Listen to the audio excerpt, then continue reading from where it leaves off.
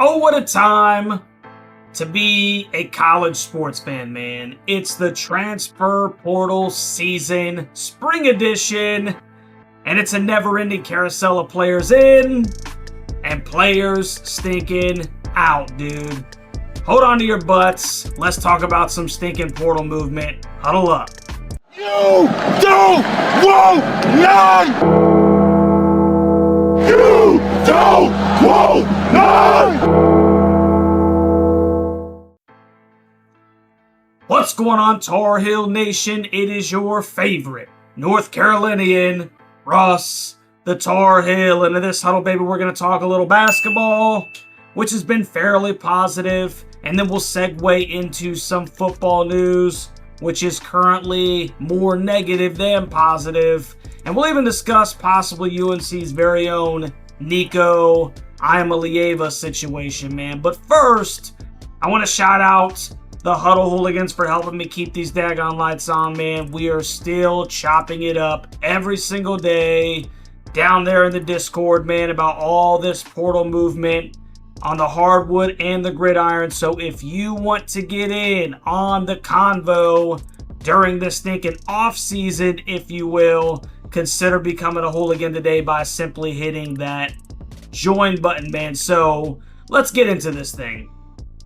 First, we'll start with basketball. North Carolina received pretty big news on Sunday, man, when they were able to land the 6'11", 215-pound junior forward Jarin Stevenson out of the transfer portal from the Alabama Crimson Tide.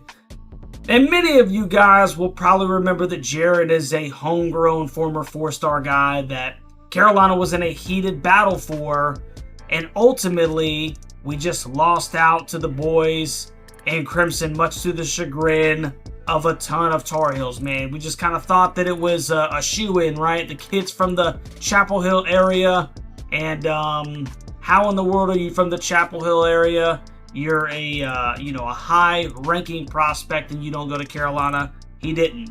Went down to Tuscaloosa and played basketball for the Tide, man. Now 247 ranks him as the 165th best player in the portal and the 28th best power forward, man. But the Heels were going after BYU's Kanan Catchings hard, like extremely hard, before Jarin entered the portal, man. And, you know, if you ask me, I just felt like it was a perfect fit, man, in my personal opinion. The kid, like I said, is from Chapel Hill. His mom played for, Carolina's women's team under Sylvia Hatchell. And he's played with Drake Powell in high school. It just made sense. And I, for one, am stoked that Coach Davis and Mr. Tanner could get this young man where he probably needed to be in the first place. Now, Jarin averaged 5.4 points per game and 3.4 rebounds in 18.7 minutes of play last year for Alabama.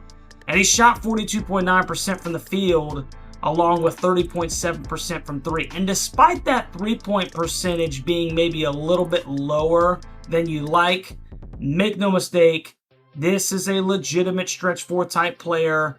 2/3 of his shots last year were beyond the arc, so he definitely can bring some catch and shoot. But, Alabama really was, Nate Oates' kind of philosophy was layups or three-pointers, no mid-range jumpers. And I think that, obviously HD, if you have a mid-range game, will welcome what Jarin can do at the elbow. So very interested to see what he can do, from that mid-range game, if you will. Something that really wasn't accepted down there in Tuscaloosa.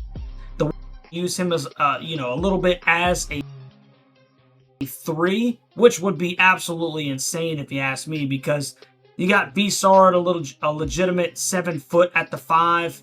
Caleb Wilson, which a lot of people think are going to hold down the 4 at 6'10", and then Jarin at 6'11" on the floor at the same time playing the 3. That is huge. And these guys on the court at the same time could be absolutely menacing defensively, dude. Maybe Drake Powell or Jonathan Powell at 6'6" playing some 2 guard. That's a huge stinking team, bro. It's crazy how all of a sudden it seems like we have legitimate size down in the post. And HD said he wanted to get bigger in the portal, and, you know, I think he'd be far pressed to say that we have not achieved that stinking goal, man. And even if Jarin ends up coming off the bench, I think you have a crazy 4-man rotation down low with Visar, Wilson, Stevenson, and Lubin, bro. It might end up being the best front court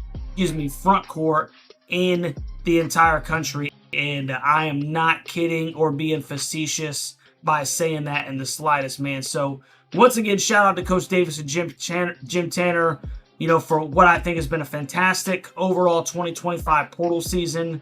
You know, for all intents and purposes, coming off the season that they did, you get a quality young freshman in Jonathan Powell out of West Virginia, prototypical big that we need in Visar. We've got a point guard that can shoot and score in Cayenne, and now Jaren's coming home to give us even more length and size with some outside game to go along with it, man. So I would say that this team is looking greatly improved, drastically improved on paper, and I am excited about the future of this basketball team. So you meet me down in the comment section about your thoughts on the Jarin Stevenson pickup and Carolina's portal guys incoming as well as the outgoing guys like Cade Tyson, man. I really want to know what you guys are thinking. So now we're going to cross over to the gridiron. And I think last night at midnight, the spring portal officially opened, and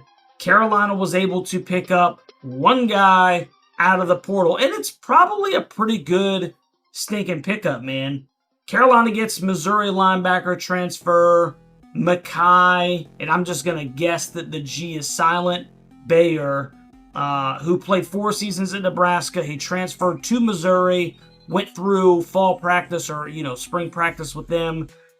And now, he has entered the transfer portal, and he is going to sign with the North Carolina Tar Heels, man. And this is a guy that, as a prospect, was a 3-star guy out of New Jersey, the 65th ranked linebacker in the country.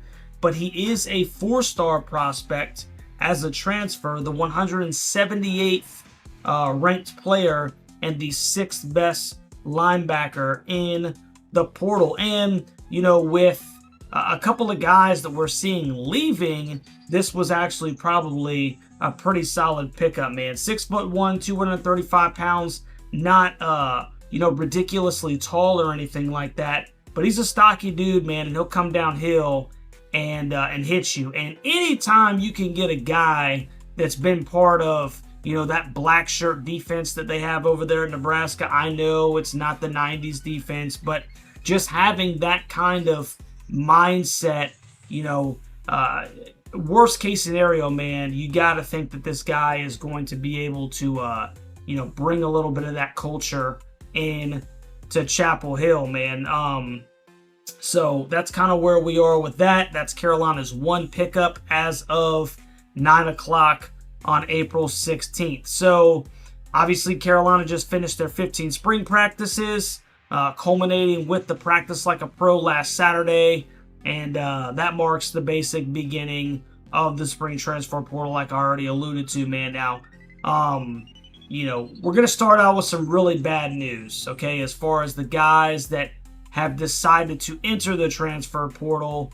Some really bad news, and that is that Carolina's leading returning sack leader, Bo Atkinson, has decided to enter the transfer portal. And this one is an absolute punch in the gut, man. 6'6", 265 pound redshirt junior, had 7.5 sacks last year, 6.5 of them coming in the last 6 games of the season. He also had 54 total tackles, 16.5 tackles for loss and a forced fumble over the last 2 seasons behind the departed Kamen Rucker and Des Evans. And like I said, man, this is enormous, okay?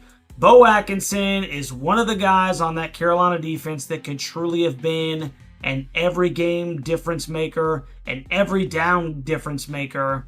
And this is a tremendous blow to Steve Belichick's first-year defense, man. Now, this is my personal opinion on this situation.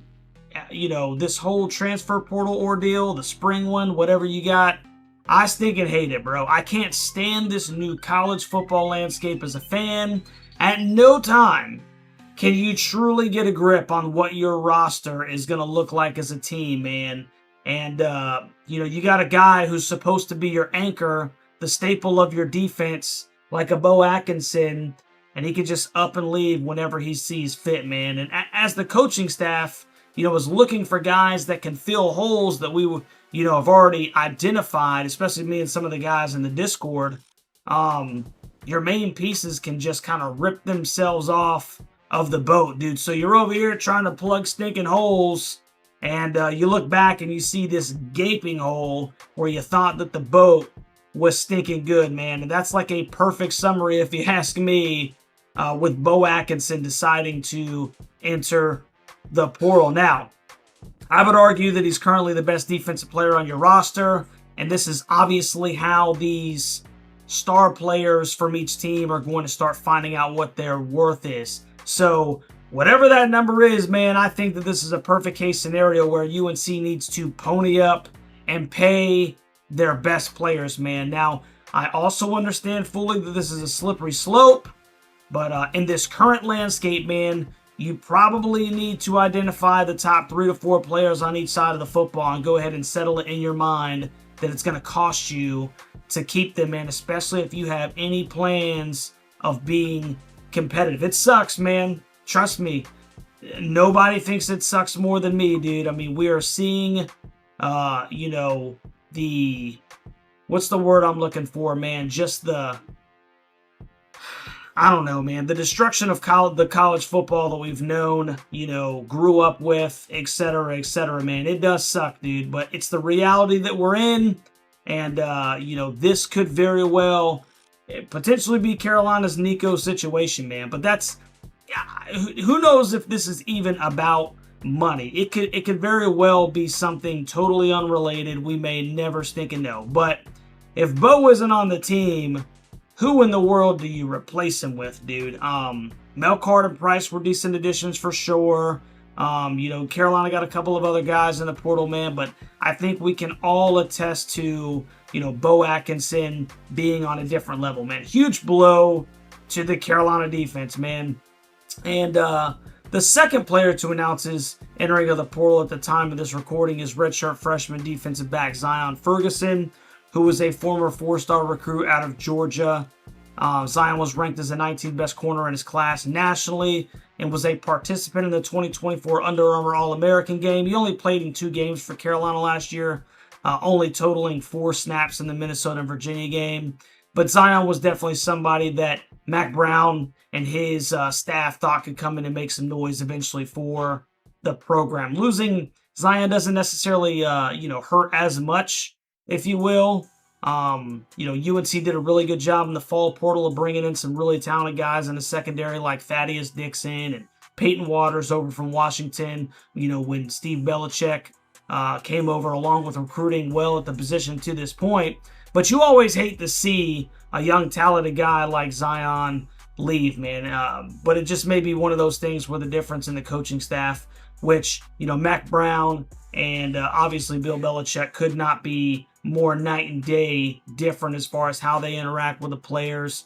It just may not have been the best fit. We don't know, man. But Zion Ferguson has entered the portal. Now, I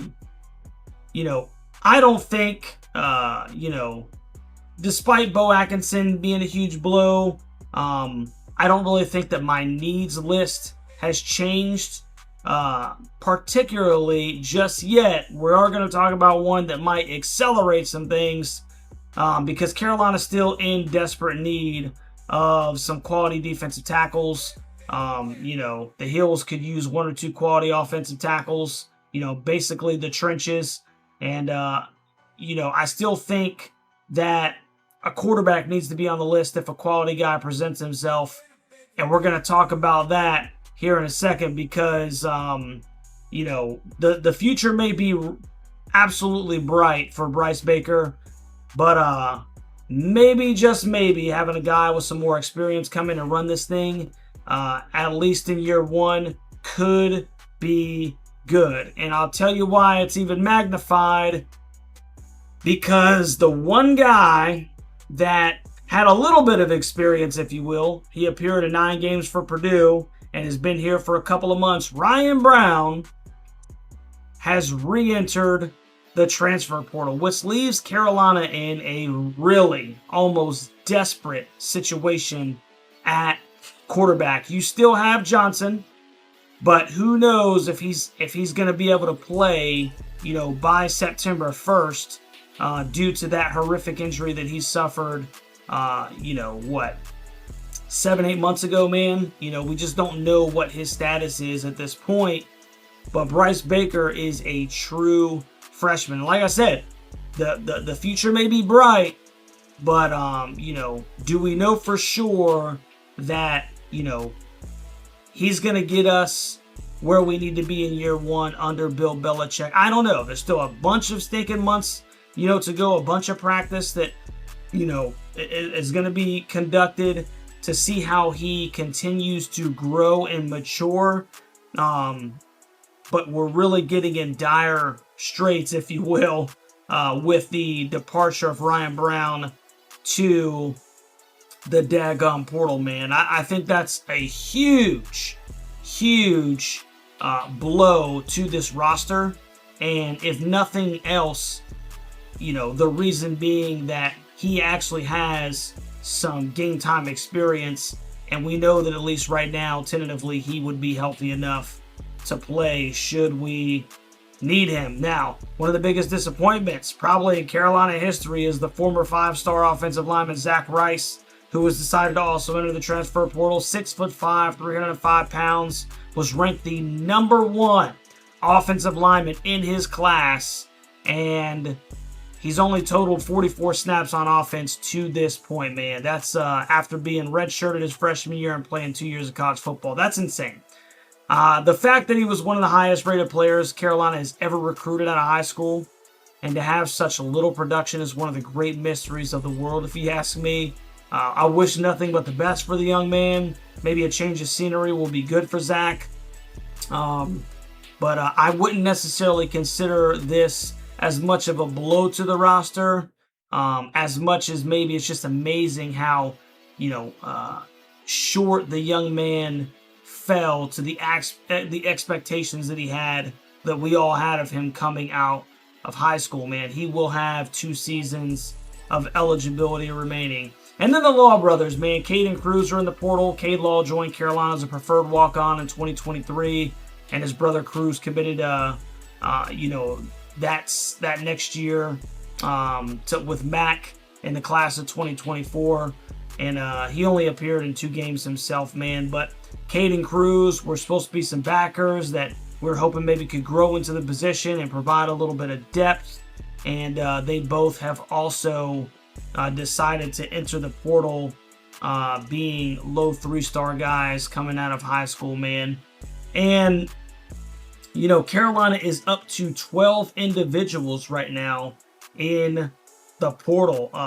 Probably one of the more notable ones is going to be Christian Hamilton. Christian Hamilton, I think last year returned 2 kickoffs for touchdowns, if I'm not mistaken. So even if it was just from a special teams perspective, he was a pretty highly rated guy coming out of high school. 4-star prospect, the nation's 55th ranked wide receiver, and North Carolina's 14th ranked player.